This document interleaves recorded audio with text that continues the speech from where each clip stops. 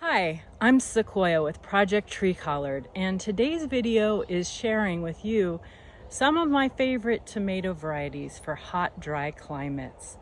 There are so many types of tomatoes we can grow, and I have tried many over the 25 plus years I've been gardening, but I wanted to share with you today some of my favorite varieties for hot, dry climates specifically.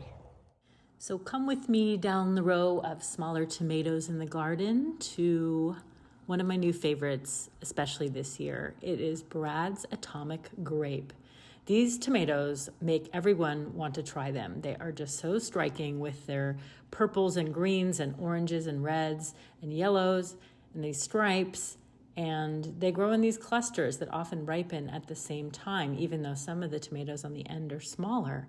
So they are great in sauce because they're slightly less juicy than some tomatoes, and also great sliced in salads and quiches, etc.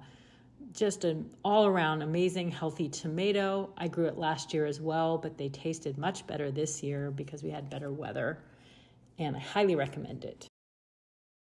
Next, we have Sun Gold. You've probably heard of Sun Gold. It's my favorite cherry tomato. The flavor is unparalleled. Everybody loves it. It's like eating candy. I just stand there in the aisle, popping them in my mouth like a bear. Look at all those tomatoes in there.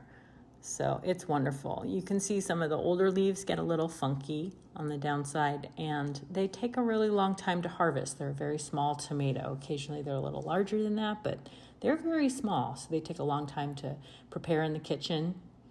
But otherwise, they're amazing. This is Black Beauty, and that it is. It lives up to its name. When they're first emerging, they're little green tomatoes with purple shoulders, and then as they start to get bigger, they're a black, deep purple color.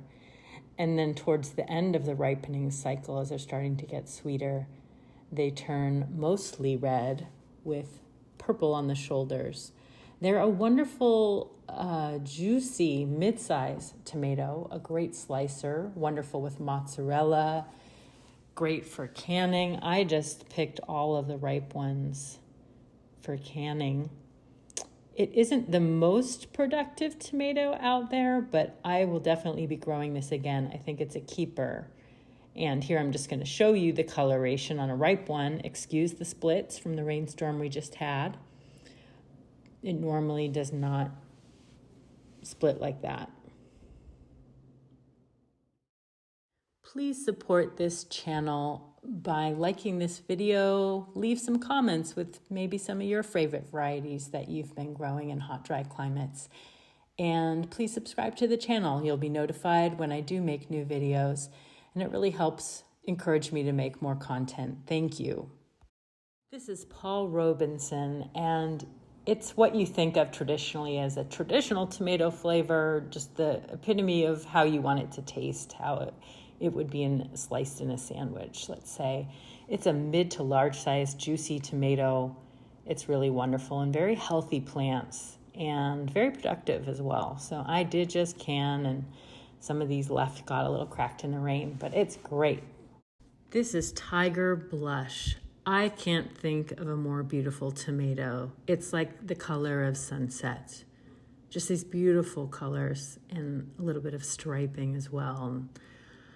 Oh, and it's so good. It is really good. And it's different than Brad's Atomic Grape. I know it looks kind of similar, but it's very different flavor. So they're both great to grow at the same time.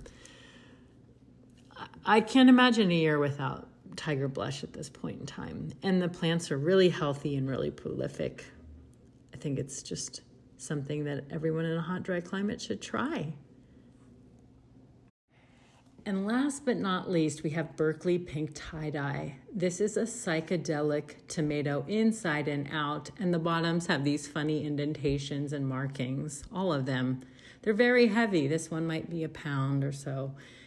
When you slice it, it is so juicy and so sweet and has that traditional heirloom tomato flavor and these green and purple and yellow and red markings on the inside, you know you've hit the tomato jackpot. So this is a great slicer and canner and will dazzle everyone.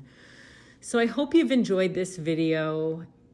I hope it helps you try some new varieties if you haven't tried all of these already.